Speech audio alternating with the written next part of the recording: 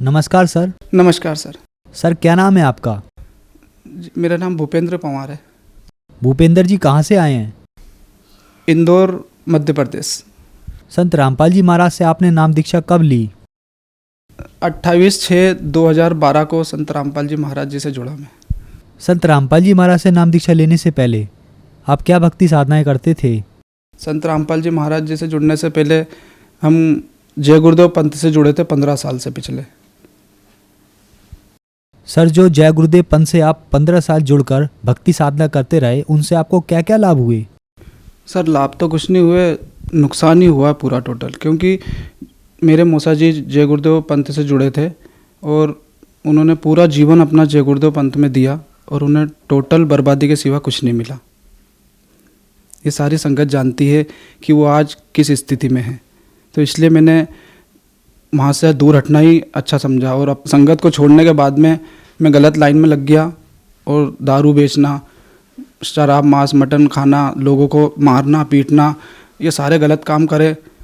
और उसके बाद में परम पूज्य संत रामपाल जी महाराज की ऐसी दया हुई मेरे ऊपर कि उनकी वाणी का ही चमत्कार है कि एक दिन पिताजी बचपन में सुना करते थे लाकर कि कबीर साहब के दोहे वाली कैसेट सुना करते थे, तो वो वाणी मैंने सुनी थी, तो उसका असर अब हुआ। और वो एक दिन में हमारे जीजा जी शांत हुए तो उनकी लाश जलाने के बाद घर आकर के मैं तीजे तेरवे की बात कर रहा था, तो मेरी बड़ी बहन ने मालिक की आरती लगा दी जो वाणी चल रही थी कि होले सुहागन सुरता त्यार।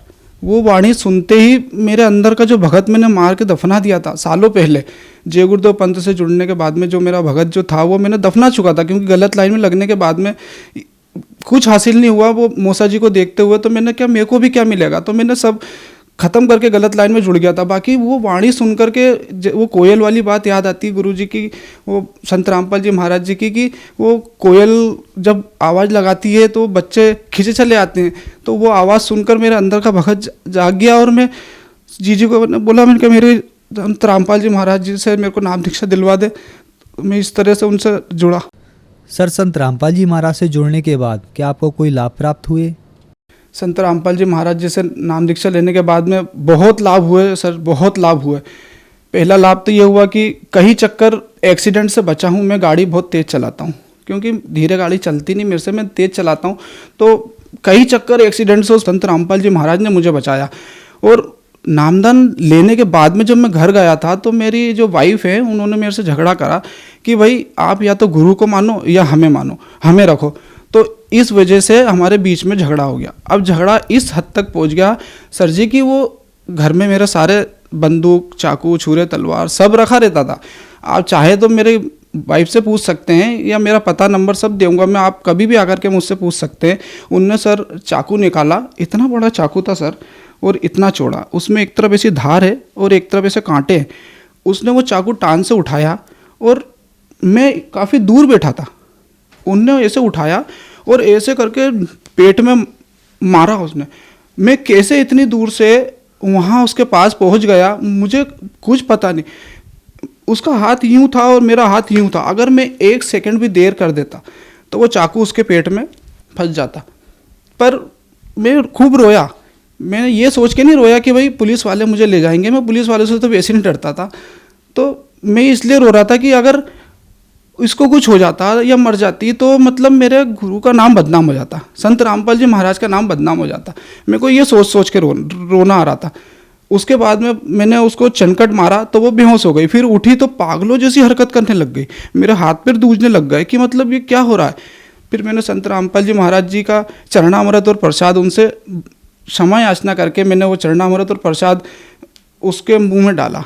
और सर जी जैसे ही मैंने उसके मुँह में चरणामृत और प्रसाद डाला, आप यकीन नहीं करेंगे वो ऐसी ठीक हो गई जैसे कुछ हुआ ही नहीं हो। मतलब ऐसे उठ के मेरे को बोलने लगी कि क्या हुआ, आप रो क्यों रहे हो, कुछ हुआ है, कुछ परेशानी है, कुछ कर्जा है या कुछ भी है, मतलब सब ठीक हो जाएगा, आप टेंशन मत लो। मैं सोच के हैरान रह गया कि मतलब ये अभी तक तो मतलब मारने मरने की बात कर रही थी और अब अचानक मालिक का ये सदगुरु रामपाल जी महाराज का जो चरणामृत अपन को दिया जाता है वो इसको पिलाते ही इसको हो क्या गया। तो भगत जी ये चमत्कार हुआ। उसके बाद में मेरा एक जगह काम चल रहा था हमारे इंदौर सेक्टर के अंदर, जहाँ पर सेंटर बना हुआ था संत रामपाल जी महाराज का, उस सेक्टर की जगहों पर वीआईपी क्षेत्र है, द्वारकापुरी शायद, तो वहाँ पर पुताई का काम चल रहा था। वहाँ पर कभी भी लाइट नहीं जाती है। अब हुआ यूँ कि वहाँ पर मेरे भांजे ने मेरे से नीचे चढ़ाव मांगी। अब लोहे की चढ़ाव रहती है सर, तो मैंने वो चढ़ाव ऐसे उठा करके उसको ड्योरी पे से रख के मैंने नीचे दी। तो उसने बोले मामा जी रुक जाओ, अभी थोड़ी देर से देना, मैं थोड़ा सफाई कर लूँ फिर देना। मैंने कहा ठीक है। मैंने ऐसी कैसी वो चढ़ाव वापस उठा के सीधी कर ली। ऐसी ड्योरी बनी हुई रहती है जो उसके ऊपर ऐसी चढ़ाव रखी हुई, लोहे की चढ़ाव, और इधर से मैं पकड़ा हुआ हूँ और मैं नंगे पैर खड़ा हूँ और मेरे को बिल्कुल भी होश नहीं है कि आगे क्या है। आगे 3 फेस के लाइन के तीनों तार ऐसे जा रहे हैं। सर जी आप यकीन नहीं करेंगे, वो जगत गुरु तत्वदर्शी संत रामपाल जी महाराज की इतनी कृपा है, वो तार वो सीढ़ी डायरेक्ट ऐसे जाके वो तार में ऐसे टच हुई। मेरा आज भी हाथ दूसते हैं, मेरा पूरा बदन कांपता। वो दृश्य याद आता है ना तो मेरा रोंगटे खड़े हो जाते। मतलब कि वो परम संत रामपाल जी महाराज ने मुझे बचाया। अगर उस समय कोई और होता ना भगत जी, तो केले जैसी चमड़ी उतर जाती पूरे शरीर पे से। मेरे को उस परमात्मा ने इतना बचाया। ऐसे कई अनंत चमत्कार है जो पूरी संगत के साथ नित्य होते हैं। और नशे तो मैं इतने करता था कि जिसका कोई हद ही नहीं थी। मेरे घर में जूते अगर रखे हैं तो जूते के अंदर सिगरेट का पॉकेट, कबाड़ है तो कबाड़ में सिगरेट का पॉकेट, अलमारी है तो अलमारी में सिगरेट का पॉकेट, गमला है तो गमले में सिगरेट का पॉकेट, टान पे है तो टान पे सिगरेट का पॉकेट, दारू की बाटल, मतलब सिगरेट और बीड़ी तम्बाकू, यहाँ तक कि स्मोक तक भी मैंने सारे नशे करे। और ये सब इतने करता था मैं कि जिसकी कोई हद ही नहीं थी। पर वो सदगुरु रामपाल जी महाराज जी के पास जाने से वो चीज़ ऐसी छूट गई कि मतलब आज अगर कोई पास में पीता भी है ना तो मेरे को इतना क्रोध आता है, मेरा सर भन्नाने लग जाता है कि या तो मैं यहाँ से पहली बात तो मैं वहाँ से उठ ही जाता हूँ सर जी, क्योंकि मेरे से अब वो बर्दाश्त नहीं होते नशे। ये सब नशे वो परमात्मा संत रामपाल जी महाराज ने छुड़वा दिए। उनके शब्द में शक्ति है।